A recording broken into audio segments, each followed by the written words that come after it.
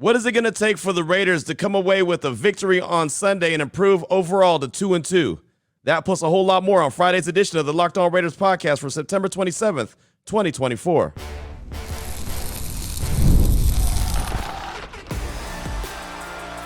You are Locked On Raiders, your daily Las Vegas Raiders podcast, part of the Locked On Podcast Network, your team every day.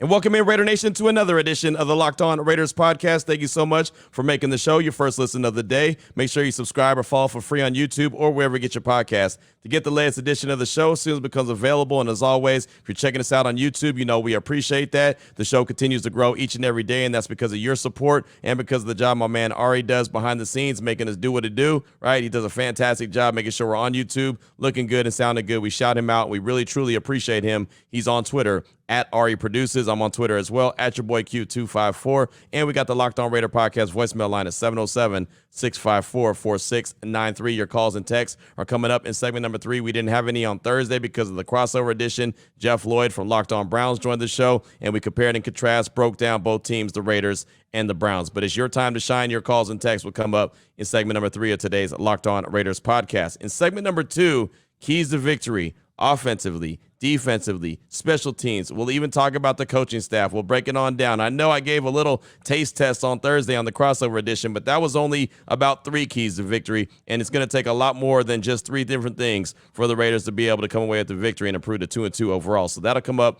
in segment number 2 of today's Locked On Raiders podcast. Here in segment number 1, news and notes of the day, including a pretty big name added to the latest injury list. We'll get into that after I tell you about the title sponsor of the show, which is FanDuel. Place your first $5 bet, and you'll get started with $200 in bonus bets guaranteed. Visit FanDuel.com to get started today. And before I jump into news and notes of the day, sometimes I like to start off the show with a special announcement. Sometimes we get a really good call or a really good text that I want to make sure gets in on the show and everyone has an opportunity to hear it, especially when it has to do with one of our Raider Nation brothers or sisters. And this text comes in from Callie at 707-654-4693. And Callie says, "Hey, Q, my fiance Turner is a huge fan of the podcast and an even bigger fan of the Raiders. We're getting married on October 5th, and I was hoping you can give him a shout out. He introduced me to Raider Nation, which has not only led to some cool vacation, but also a constant reminder of the determination and selflessness it takes to be a good teammate. No one applies life lessons from sports like Raider Turner, and I can't wait to keep learning from him while we see the Raiders play at every stadium. Only 25 to go. Love, Callie." Round of applause right there. That is fantastic. That is a fantastic text. And no disrespect to any other text or call that I've gotten, but that is fantastic, right? That's next level right there. Congratulations. That wedding day is right around the corner, right? That's awesome. Raider Nation is continuing to grow and get bigger and get more families. And Callie and Raider Turner are going to be a part of the family together as one unit. So that's awesome. Raider Nation has nothing but love for you. Again, congratulations. And thanks so much for hitting us up on the Raiders, the Locked On Raiders podcast voicemail line at 707-654-4693. So let's go ahead and jump into it. The injury report from Thursday for the Raiders and the Browns. And there was a new name that appeared for the Raiders that caught my attention quick, fast, and in a hurry. That was Davante Adams. He was listed on Thursday. He was not listed on Wednesday. I was actually out at the facility on Wednesday, saw him out there practicing. He was good to go. Thursday, he was limited in practice with a hamstring injury, but he was out there during the stretching session, the time when the media is out there to be available. You could take pictures and video, and I saw video of him running routes and working on blocking, and then he appeared on the injury report on Thursday as limited. So that means that he did not finish practice. Concern? Absolutely. There's no doubt about it. So definitely paying attention to Davante Adams, what his status is later on today when we get the injury report. Is he going to be on it? Is he going to be limited? What's the case going to be? Definitely going to ask Antonio Pierce about him in the morning when we talk to him around, 11 a.m. We'll talk to him 11:40, something like that, almost noon. We'll talk to Antonio Pierce and get the latest and the greatest when it comes to Davante Adams. So that's something to pay attention to. Max Crosby still dealing with the high ankle sprain. Didn't practice on Wednesday or Thursday. I'm sure he won't practice on today, and I'm sure he'll be good to go. And maybe I'm being a little bit, foolish just assuming that he's going to go, but that's kind of what we've known when it comes to Max Crosby. So don't expect to see him practice today, but do think that he'll end up playing come Sunday. Divine Diablo out with the oblique Wednesday and Thursday, didn't participate. I'm sure he's not going to go come Sunday. Thayer Munford, same thing, dealing with a knee and ankle injury, didn't participate on Wednesday or Thursday. I'm sure he's not going to go in practice today. I'm sure he's not going to play. You'll probably get a lot of DJ Glaze. I'm sure he'll get the start at the right tackle position.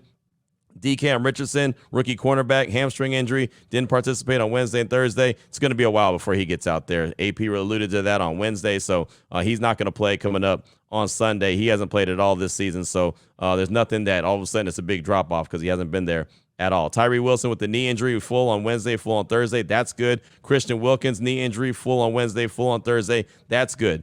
This is an interesting one. Tight end Michael Mayer, personal issue. Wednesday was not on the list. Did not participate on Thursday because of something personal. It's not an injury. Hopefully he's back today, and we'll ask if the expectations are he plays on Sunday. Don't care, to ask what his personal issues are. That's why it's called personal. But we'll ask what he thinks about his status when it comes Sunday. And like I said, Devontae Adams, that's one that is interesting because he was limited. When you look at the Browns, did not participate. Dalvin Tomlinson, the defensive tackle, dealing with the thigh, plus he's got a little bit of veteran rest, so he sounds like he's going to be good to go. Myles Garrett's the big one's got foot, Achilles, and thigh injury. Did not participate on Wednesday, was limited on Thursday. He already said he's going to go. So he's going to be out there come Sunday at some capacity similar to what Max Crosby does. Joel Bitonio, knee injury. He's the guard, limited. Jack Conklin, the tackle, hamstring injury, didn't participate on Wednesday or Thursday. He's not going to go. They've got so many injuries. Cohen, their offensive lineman, back injury, limited. Jerome Ford, their running back, knee injury, didn't participate on Wednesday, limited on Thursday. Jordan Hicks, their linebacker, running back, he's got the ribs and the elbow, didn't participate on Wednesday or Thursday. There's Jerry Jeudy, knee injury, full participant though. David Njoku, their tight end, ankle injury, didn't participate on Wednesday, limited on Thursday.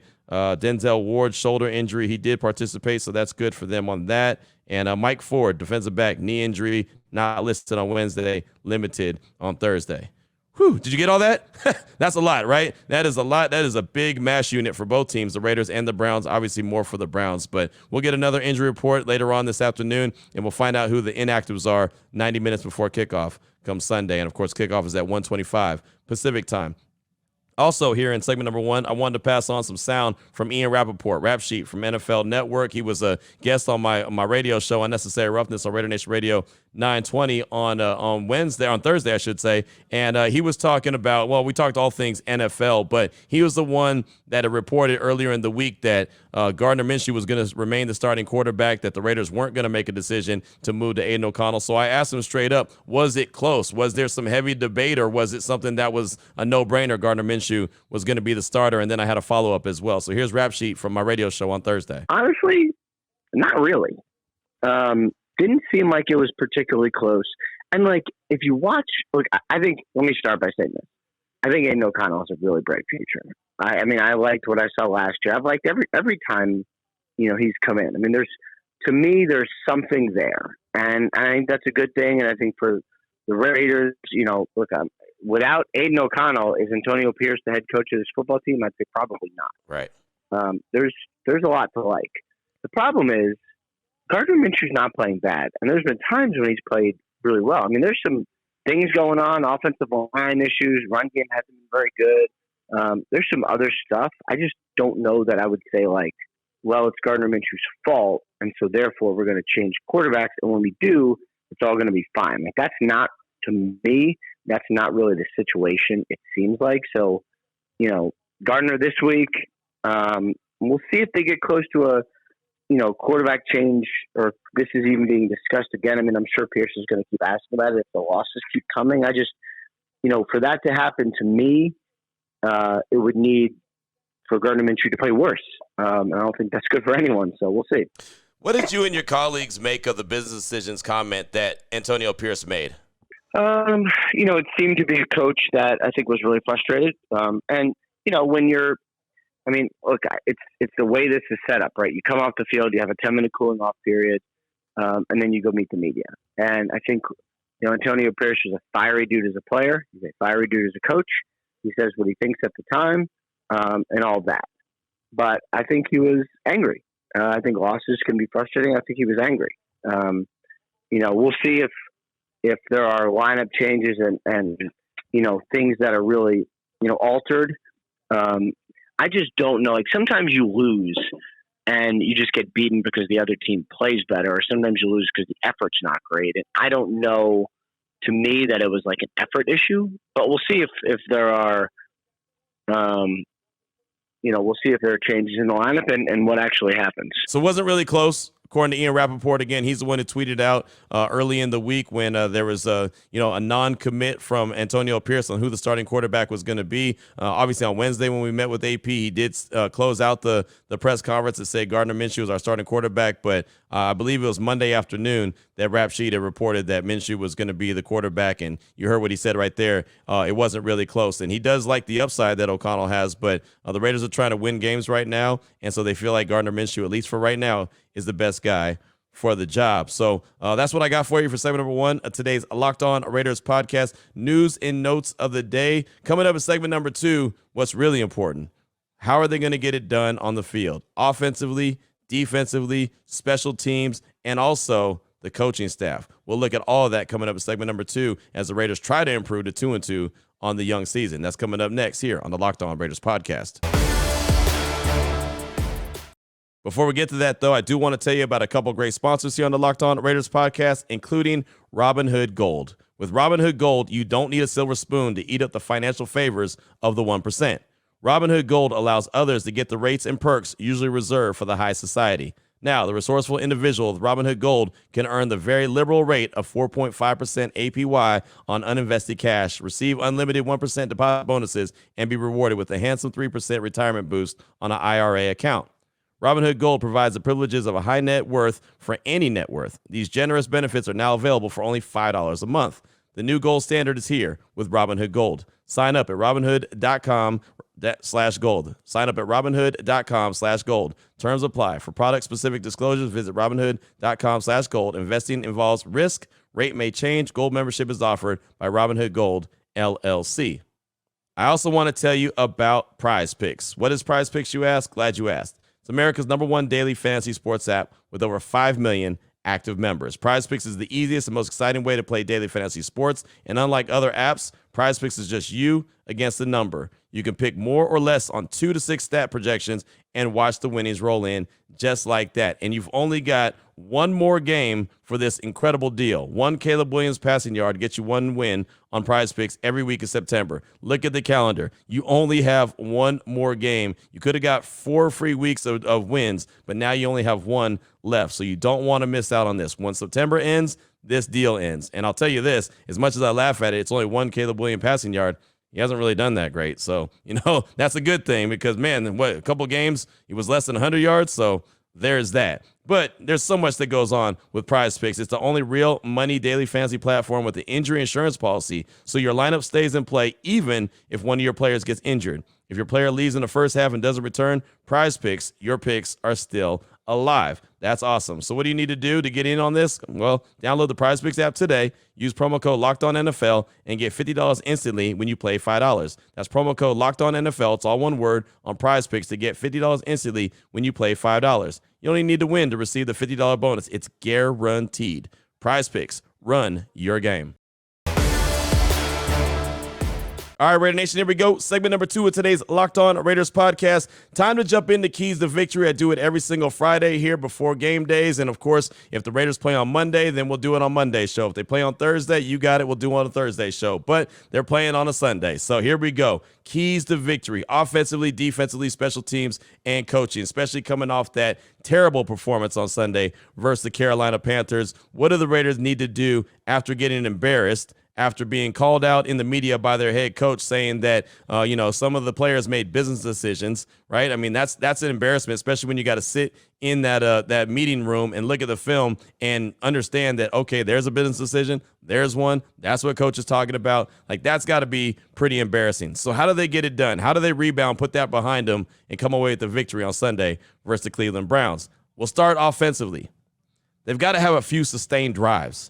The goal for the Raiders on Sunday needs to be this: 70 total plays on offense. And you're probably thinking, well, what do they average? Well, I'm glad you asked. 59, 60, and 59. That's what they average as far as plays go. And the thing about it is, and why that's significant, why it's only 10 plays more that I'm looking for, is because they don't have drives that they sustain. They don't have the 8, 9, 10 play drives. They don't have the 7, 8, 9-minute drives, right? They don't have that. And, the theory of this team going into the season was the defense was going to be really strong, and the offense led by Luke Getsy was going to be ball control, get up and down the field, and be able to allow the defense to rest a little while so they can come back in and close the door once, the Raiders are off the field, whether they score a touchdown, field goal, whatever the case may be. But they just have not had drives where they feel sustained, where they feel lengthy. Like going back to last week against Carolina, they had the 97-yard drive. They scored a touchdown on that. That was fantastic. I thought that was going to jumpstart them and get them going. We're going to see a few more really good drives like that. But they're not happening. One of the reasons why that's not happening is because the run game's not there, right? I mean, so everyone knows what's happening. The defense knows what to sit on. They know that they're looking for the short stuff. They know exactly what to expect and what to think is coming. So it's hard to get a rhythm on offense, but they have to find a way to do it. Last week, you know how many plays the Carolina Panthers ran on the Raiders? 70. That's that number. When you get to 70 total plays offensively, that's when you know that you've had some drives that have gone 6, 7, 8 minutes. That's what you got to look for. They've got to find some kind of consistency. They've got to sustain their drives, have a few lengthy ones, and allow their defense to stay rested. Also offensively, can't turn the ball over. Gardner Minshew's thrown an interception in every game so far, right? And I know the first game it was, like a screen pass at the line of scrimmage. It got tipped, interception. Okay, that's fine. Then, against Baltimore, had a bad interception. Then against Carolina, had a bad interception. Like, you can't turn the ball over. They're not that good. They're not that good to be putting themselves in that position. They cannot turn the ball over. They've got to make sure that they don't fumble. They got to make sure that they don't throw interceptions. It's that simple, right? Win the turnover battle. And the best way to win the turnover battle is not turn the ball over. It's just that simple. And then the offensive line, the O-line, they've got a lot of work ahead of them. They've got 2 dudes coming to town that can get after the quarterback. And I know Myles Garrett is banged up. I know he's got the Achilles injury. He's got a thigh injury. Both of his feet are jacked up. Myles Garrett is still really good. He's still better than 80% of the league, even with all those situations. He's like Max Crosby. Even at 85%, Max Crosby is better than most. So the offensive line has got Myles Garrett and Zadarius Smith, Big Z, coming to town. Those dudes can get after the quarterback. And with the offensive line that could be, Colton Miller, I don't know who's going to play left guard. Is that going to be JPJ? Is that going to be Cody Whitehair? Andre James, I'm assuming is going to be the center. Then you're looking at the right guard position. Is that going to be Dylan Parham? Is that going to be JPJ? Most likely you're going to have a rookie there at DJ Glaze at the right tackle. So I prefer JPJ to be the left guard. I don't want to have 2 rookies next to each other on the right side where you have DJ Glaze and JPJ. I'd rather have a veteran in Miller, a rookie in JPJ, a veteran in James, Dylan Parham, a veteran, and then a rookie in DJ Glaze. Like that's what I'd rather have. But that it's not my call. But that's if I'm picking the starting 5, that's me. And who knows if JPJ even starts? He might just get, worked in like he did last week. He only played 21 snaps against, the Panthers, and Antonio Pierce said he did earn more snaps. So I'd like to see him get the start and then know that they feel comfortable with him at that position. But we'll see what it looks like when it plays out. But keeping those dudes off the quarterback is going to be a tall task. Myles Garrett, Zadarius Smith, those dudes can get after the quarterback. So that's offensively. Those are my keys. Defensively, it starts with stopping the run. You've got to stop the run. And there's been, going back to the preseason, they've been giving up over 100+ yards every single game. $132, $152, $142, $185, whatever the case is. You can't do it. And when the Carolinas go over 100 yards, that's when you know it's a problem. Christian Wilkins, John Jenkins, those dudes got to step up. On some plays, if Big Jank's not in there, maybe Tyree has to kick inside. I don't know. They've got to find a way to stop the run. There's got to be an emphasis on stopping the run. If they can't stop the run, even though Cleveland's not running the ball like they used to, they can get back to it quick, fast, in a hurry and say, you know what? Those cats can't stop the run, so we're going to run the ball, right? That's conventional football. Do what they can't stop. So if the Raiders can't stop the ball, I wouldn't be shocked to see the Browns, who are desperate for a win, start running the ball and running the ball a lot. Also, the middle of the field cannot be wide open like some old school TV antennas. That's what it was against Carolina. Andy Dalton was just peppering the ball right there in the middle of the field. These crossing patterns were wide open.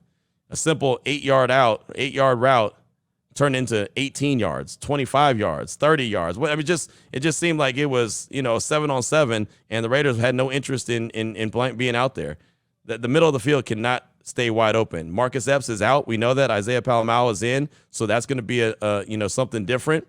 We're going to have to see what his coverage looks like. I believe in him. He's a guy who's always around the ball. But, Marcus Epps was a guy that also was a big-time communicator and helped out with Trayvon, making sure everyone was lined up correctly, even making sure the linebackers were lined up correctly. So that's something that Antonio Pierce said Isaiah and Trayvon are going to have to share that duty of the communications. So what does that look like? All I know is the middle of the field can't be wide open. And then finally, defensively, they got to get pressure on Deshaun Watson. Andy Dalton had all day to sit back there. And Max Crosby's not going to be 100%.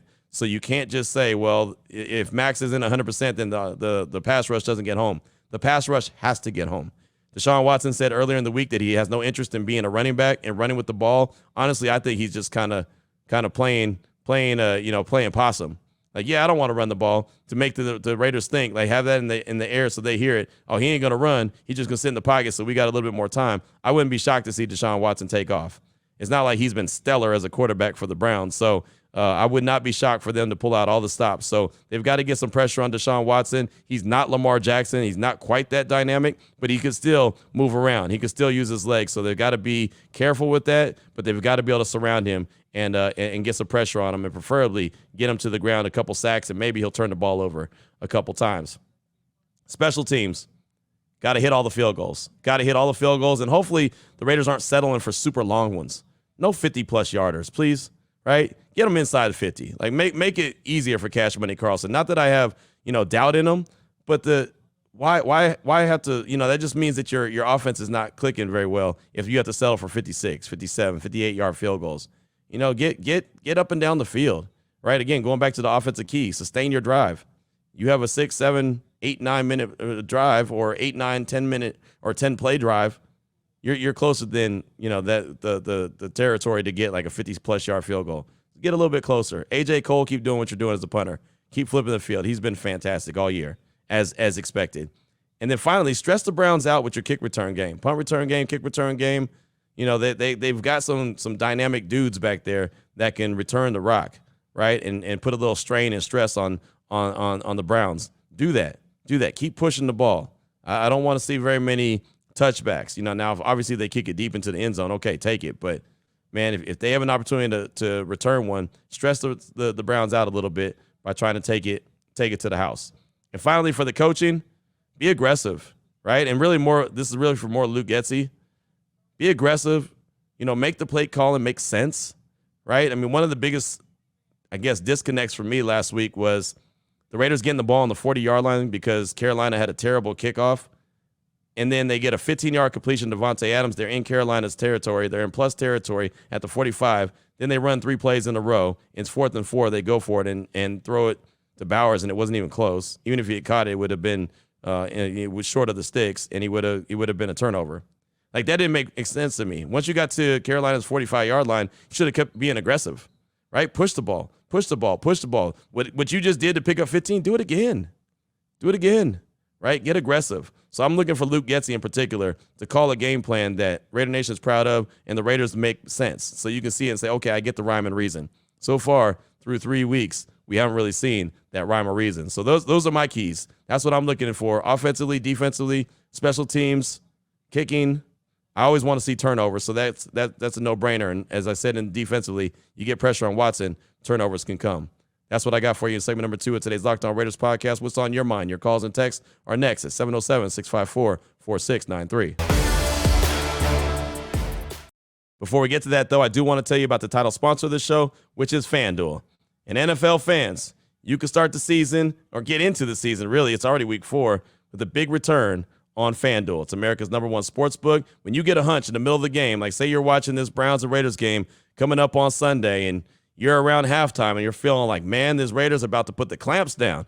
They're really about to give it to the Browns. The Browns are their defensive line is about to give, and the Raiders are about to go off. You can hit FanDuel.com. You can check out the latest stats. You can view the live play-by-play. You can make some bets right there, on the same moment, and win you some good money. You can get started with $200 in bonus bets guaranteed when you place your first $5 bet. All you got to do, FanDuel.com. Again, go to FanDuel.com and make that happen. It's America's #1 sportsbook. Here we go, Raider Nation. Segment number 3 of today's Locked On Raiders podcast. Your calls and texts straight off that Locked On Raider podcast voicemail line. 707-654-4693. Let's start it off with a call from Jordan in Oregon. He's calling to talk about Thursday's crossover edition and has a prediction for Sunday's game, and he gives you an explanation why as well. Here he is, Jordan in Oregon. What's going on, Q? Jordan in Oregon. Wanted to call in here. Love the crossover edition Thursday as always. Just want to make a note on that. Man, you do a great job on that. And out of all the other Locked On hosts, I'd say that you're leading the pack as far as just how you come off on those, the sound, the quality, the questions. Your assessment of the Raiders never comes off as a homer. And honestly, it gives us kind of a fair shot to hear what these other hosts sound like. And there's some good ones, but Q, I haven't heard a better one yet. So something to hang your hat on there. We definitely got the best Locked On voice for our Raiders. But hey, outside of that, I wanted to call in and say kind of my prediction for this game. I see the Raiders coming through with a win. I'm not going to say they're going to blow the brakes off anybody. Probably this season at all, you're not going to hear me saying that. But I think they're going to come out with a win. I'm going to go as far as saying something like 24-16, 24-17.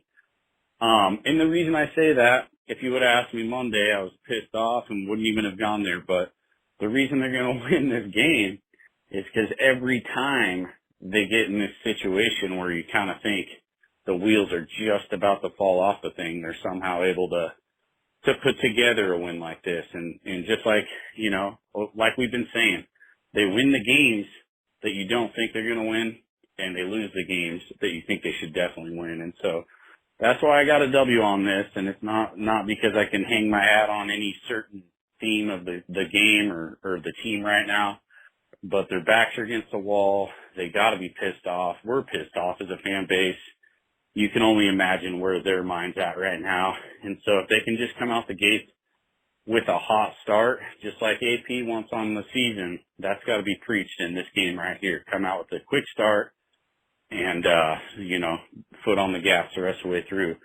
Final thing I wanted to end on with this call is, if the Raiders can hang around 500 throughout this season, I'll look at this season as a success, and I want to get your take on that, Q. I mean, right now it's hard to talk about success, but if they can build on some of what they're doing and stay in the mix all the way through 17 weeks where you're still in the hunt, at least hanging around 500, a game over, a game under, that's where my head's at. That would be deemed a successful building block. But anyway, peace out, Q. Appreciate you. Jordan, thanks for the call. Appreciate you. Thanks for the compliment on the show. I appreciate that as well. I always think that the sound quality means everything. When I put together my home studio, that was my number one goal. Like, the microphone has to be radio station quality, right? Whatever I have, the equipment has to be up to snuff, because if it doesn't sound good, then you don't want to listen to it. So it doesn't matter what I'm saying if it doesn't sound good. So I definitely appreciate the compliments on the show and the sound as well. As far as your prediction, I picked the Raiders to win. I can't really tell you 100% why. I just picked them because, well, I'm picking them, right? I know that they need a victory really bad. They need to improve to 2-2. I think it'd be great for them to finish the first quarter at 2-2, knowing they could have been at 3-1, but 2-2 is cool. I'll take that, right? Also, just with the way that AP called them out, I would think that this team would go out with a sense of pride and really bust it, really get after it, right? And show that they're not the same old Raiders, that hey, that was a bad day at the office. They're bad, but that's not going to happen again, not on AP's watch. So that's really the reasoning why. I know it doesn't make X's and O's sense. It's more of just an energy, a burn in the belly, a little bit of hunger, a little bit of anger. Probably should be more anger than anything. That's really why. So thanks so much for that call, man. I do appreciate you. Up next, got a text from John Raider Ivy in San Marcos, Connecticut. It says, hey, Q, it was really nice meeting you in person. I'm looking forward to next weekend's game, even though we didn't show up this past Sunday against the Kitties in Blue. That truly looked like real Panthers on the field. As you know, everything starts up front, and I feel like the offensive line wasn't terrible, but we can clearly use some more help. What do you think about the Raiders using some of that cap money we have to offer a trade for another team to get some more help? Also, what's up with Getsy not using more of the 12-man personnel this past week? True that Bowers was being smothered but Mayer could and company could have benefited from that formation. Furthermore, why aren't they using the running back to leak out to the middle of the field? I just hope that they come back strong against the Browns this coming weekend. Love the show and all that you do for our Raiders. Peace out, Q. Go Raiders. That's John Raider, Ivy, in San Marcos, Connecticut. And, yeah, shout out, man. It was really cool to meet you. It was really cool to meet all the Raider Nation at the Torch at Allegiant Stadium. Look forward to this Sunday as well, where I get to meet a lot more people and, get to talk with you. So if you do come to the stadium, come a little early. I'll be there doing my show, the pregame show, starting at 10:30 to 11:30. Pass the sticks on to JT and EA. But I'll hang out at the Torch. I always do. I hang out there probably until about 20 minutes until kickoff, and then I go up to the press box. So hopefully I get to, meet and greet with a lot of listeners here to the show and just Raider Nation in general. As far as the 12 personnel, we haven't seen the Raiders use it as much this year as we thought we were going to see, right? Even their depth chart is listed in 12 personnel, but we just haven't seen it consistently yet. And that kind of goes back to the rhyme or reason of the offense. There's no rhythm. There's no real, okay, I understand what they're doing. I see this play in the first quarter. It's going to set up a play in the fourth quarter. I don't really see that right now. It's like they're trying to figure it out, So hopefully it looks a little bit better. Actually, hopefully it looks a lot better coming up on Sunday. As far as going out and trading for someone and getting somebody to come in, I've always been a firm believer that there's not too many teams that are going to trade a quality offensive lineman at this stage of the game in week 4 when everyone still has hope, right? Most teams are like, hey, man, whatever quality offensive lineman we got, we need. Right, so I don't really think that there's a trade, and I don't think there's a free agent out there that the Raiders can go get that's going to make a lot of sense. I think they have some pretty good players. They just got to get them healthy and get them in the mix. Like even Colton Miller, who we all know is really good, he hasn't been Colton Miller that we are used to seeing. He just hasn't been that guy, and that's because he's coming back from that shoulder surgery that he had in the offseason. He's still working it back. So we'll see. But like I said, I don't think that there's any move that could be made for some offensive lineman that all of a sudden is going to fix all the issues that the Raiders have on the offensive line. I think they just have to continue to work and continue to grow and get better. And I think that, the scheme that they're trying to run as far as the blocking scheme on the offensive line, it does fit the offensive linemen that are there. They just have to continue to work at it as far as I'm concerned. But thank you again for that text. I do appreciate you. Really good stuff. Up next, got a call from Jordy Raider. He's in Bronco country. He's calling to talk about his excitement for this weekend's game and how he'll feel about a 2-2 record if the Raiders can earn that. Here he is, Jordy Raider in Bronco country. Hey, what up, Q? Jordy Raider out here in Broncos country. Text you a couple times, first time calling in. I just want to say, man, I'm excited for the Browns game this weekend. A 2-2 record doesn't feel so bad if we can get a W, kind of wash away some of these mishaps that we've had early in the season. We had high hopes. Not a lot of people outside Raider Nation has high hopes for the Raiders this year, but if we can squeak out an 8-9 or, 9-8 type of record and give ourselves a chance for a wild card spot, that's kind of the ceiling, right? With Minshew and O'Connell. Like what I see with Minshew, definitely has some promise. I like what I see with O'Connell. I'm glad that he got in that drive, even though he had a couple rough-looking throws last game. Glad he got some playing time. That quarterback is just the piece that we need, I feel like. But we're making do with what we have. Excited for this season still. Not trying to be a pessimist. Been watching the Raiders for too long to know, that Panthers game was a trap game. It's just things that Raiders do, right? It's an expectation, and we live with it. So, anyway, thanks for all that you do, Q. Just want to call in Jordy Raider out. Thanks for the call, Jordy. I appreciate you. And yeah, man, 2-2. It'll be a good first quarter, right? I mean, especially since the AFC conference games are what the Raiders will be winning. They beat the Baltimore Ravens. That was an AFC game. Beat Cleveland. That's an AFC game. That'd be fantastic. Of course, they lost to the Chargers, which is a division game, also an AFC game. It'd been nice to get that win. But, I mean, if you're going to lose the game against the NFC. The NFC, I mean, it hurts right now. It hurts your overall record, but it's not going to hurt you later on down the road when you're trying to jockey for the wild card position, right? Or a wild card position. So that's probably the biggest key for me, since 7 out of the first 9 games that the Raiders have, or 7 out of the 9 games that they have before the bye week, are AFC conference games. They've got to really capitalize the most that they can. So 2-2 with 2 wins over AFC games or AFC teams, I'd be cool with that. I really would. So we'll see how it plays out. Hopefully they're able to get that, and hopefully we're talking about it on Monday, and it's a victory Monday instead of a what in the world was that Monday, right? And we've clearly seen that before. Thank you for that call. I do appreciate you. Up next, got a text from LA Raider Steve. Hey, guys. First off, I want to thank you and Ari for always giving us a great show. Now to business. So I've been doing a lot of thinking about why our beloved Raiders have stunk for so long. It's not the players. It's not the coaching. It's not the GM. It's the ownership. When the Raiders were great, who was in charge? Mr. Al Davis was. I believe the Raiders excelled under him, his ownership, because not only was he a businessman, he also knew the X's and O's of the sport. He knew what coaches to hire and what players to bring in. As Al's health declined, the Raiders declined, similar to King Arthur and Camelot. Now to present Mr. Davis.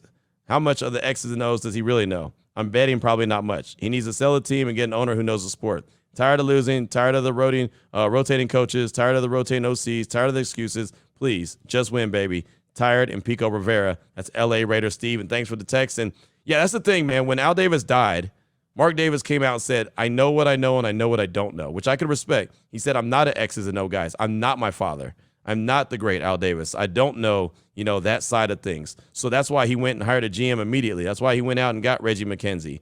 And then obviously Mike Mayock was brought in. Then Dave Ziegler was brought in. And now, Tom Telesco has been brought in. The thing is, Reggie McKenzie, first-time GM. Mike Mayock came from TV, first-time GM. Dave Ziegler, first-time GM. That's why he hired Tom Telesco, because he's got experience. That's why Champ Kelly didn't get the job as the full-time, GM, because he didn't have experience as the full-time GM. So I don't know if it's going to work. I've had people suggest to me that they need to go out and let someone who is one of the sharpest NFL minds just kind of put it all together, right? Have one of these minds, and maybe it's a few people, get together, hire a really, really good GM that knows everything inside and out. Let them bring in a coach inside and out and build the team that way. I happen to think Antonio Pierce is the right guy for the job as the head coach, so I don't think that that's necessary. Tom Telesco has been good at getting talent, especially early in the draft, so I believe that he can do that. We'll see. We'll see how it plays out. If they have to go another round, if a year or two from now, we're here talking about, well, here comes another coach, here comes another GM, then maybe there's something to it. But the one thing I can tell you is Mark Davis is not selling this team anytime soon.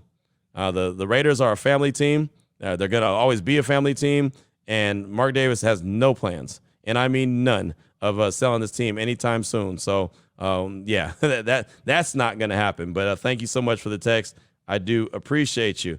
I got one more call. This one's from, I believe, Terra Tech in North Carolina. I think that's how he said his name. If I got it wrong, I apologize. He's calling to talk about trades the Raiders have made, and when is the last time it actually worked out for the Silver and Black. Here he is, Terra Tech in North Carolina. Thank you. Hey, Ari. Terra Tech, Wilmington, North Carolina. Guys, I got a question for you. It's something that's been bothering me. I can't remember when a trade was good. Like when a guy was traded, first, second round draft picks, things like that, and the team that received the player, it behooved them. I'm racking my mind. I can't think of anything. I say all of that because we traded for Carson Palmer, and that guy was old, and he was a bum. And then we also traded for Randy Moss, who is not old, but just was a bum in Oakland. And, this trade of Devontae Adams, it's reminding me a whole heck of a lot of the Randy Moss trade, a first and second round pick, and we're going to trade him to a fourth round pick to the Chiefs. I wish the Raiders would stop trading for players. We don't know what we're doing. So, Mark, I know you listen to Q's show. Quit trading for players.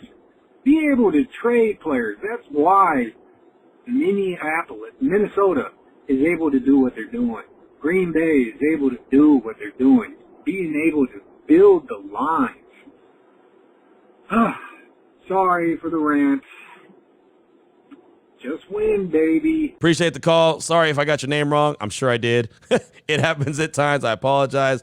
Carson Palmer, hated that trade. Hated the trade the day that Hugh Jackson made that trade. I was so mad. Didn't think that was going to work out. It clearly didn't. It did work out for the Cardinals. He did some really good things there, but didn't do anything for the Raiders. The Randy Moss trade, loved it. Had my Randy Moss 18 jersey, Keek the Sneak, put him in the song. It was cool until it wasn't. It worked out the first year. Didn't work out after that. We know what happens. Traded him to New England, and the rest is history. Devontae was excited about that trade. I'm still excited about Devontae, man. He's just that good of a player. It made sense when they made that move. It looked like they were one Devontae Adams away from really taking that next step. They had just come off a playoff berth, and Derek Carr was going to, reunite with his college teammate, and they were going to make the magic happen. And, it worked to a certain extent year one, but we all know how that ended up playing out. We know what Josh McDaniels' ultimate decision was. Him and Dave Ziegler decided to move on from Carr, and the Raiders haven't had their quarterback since. They haven't had their bona fide quarterback since. I didn't have a problem with them moving on from Carr, but like I said, way back when they did that, you have to have the plan, right? Don't have a plan, have the plan. Make sure if you're going to move on from him, make sure you know exactly what you're doing. And, well, obviously that didn't work out. So we'll see how this Davante Adams trade ultimately works out. Can he end up becoming a big factor this year? If not, well, then maybe you're onto something. Now, there's other trades that could be made and that they've made. I mean, they've traded some big-time players like Amari Cooper for draft capital, Khalil Mack for draft capital. That hasn't worked out either. So, I guess maybe you could be onto something as far as, the Raiders trading. It doesn't seem like it works out very well for the silver and black. But thanks so much for that call. I do appreciate you. And we'll close out with a text from Mech in Seattle. He says, yo, Q, it's Mech from Seattle. Listen, I think we're all getting too impatient with Tyree Wilson. It's understandable to be frustrated with him since he was drafted number 7 overall in 2023. Guys drafted that high are always expected to be impact makers. He's low-key starting to get the Cleve Farrell treatment from Raider Nation.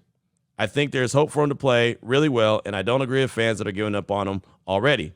Malcolm Koonce didn't start to pop off until his 3rd season, which was only last year. I'm hopeful for Tyree Wilson. I'm willing to be patient with him. Maybe he can really have a strong 3rd season just like Malcolm Koonce did. All offseason, AP brought in former head coaches to surround himself with experience, which was a great thing for him. What he should consider doing is looking for former teammates, players to bring onto the staff as assistant coaches. For example, imagine Rob Leonard coaching the defensive line, and then you have O.C. Umenora as his assistant. Imagine how Tyree or just anyone could benefit from that. Let me know what you think, Q. Thanks for everything that you do. It's Mech in Seattle. And, yeah, I'm not giving up on Tyree. I just would like to see him start to excel at something, right? Just like they said in training camp when they were talking about him, he needs to take baby steps and get good at something, either being outside, inside, whatever the case may be. I'm not giving up on him. I liked him. I was excited by the draft pick when they made it, even though I knew he was a little banged up. His rookie year was really like his kind of a redshirt year, but now he's really got to step up, especially now that there is no Malcolm Koonce. And Koonce, he didn't excel till year 3 and the second half because he was in the doghouse. He was in Josh McDaniels' doghouse for the longest, so he really didn't even know if he had a spot on the roster. I actually thought he was going to get cut before last year started. I thought he was going to be a roster cut because they just weren't showing him at all, featuring him at all. He wasn't hardly out there on the field. And then when Josh McDaniels got fired, AP immediately put him into the lineup. And, well, you saw what happened. 8 sacks and 3 forced fumbles in the final 9 games. I mean, that was great. And unfortunately, Malcolm Koonce, is out, tore his ACL and had surgery earlier this week. He's out for the rest of the year. And who knows if he is a Raider again, right? I mean, he's in the final year of his deal. He might not return to the silver and black. Marcus Epps, same thing. Last year on their deal, might not ever be a Raider again. Who knows? But, no one's giving up on Tyree just yet.